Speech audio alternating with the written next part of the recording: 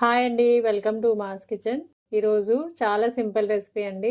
Simple egg fry. ఇది చాలా బాగుంటుందండి. ఇంకా చాలా తక్కువ టైం పడుతుంది చేసుకోవడానికి. జస్ట్ మనం ఎగ్స్ బాయిల్ చేసుకునే అంత టైమే పడుతుంది.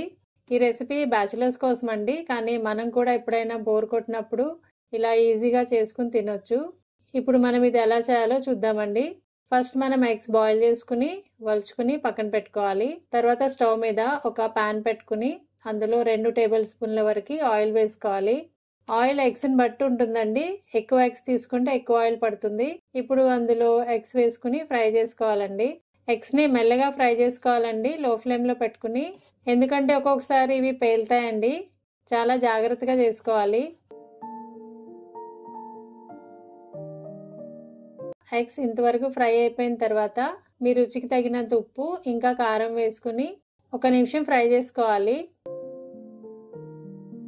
ఎక్కువసేపు చేస్తే కారం మాడిపోతుందండి, నల్లగా అయిపోతుంది.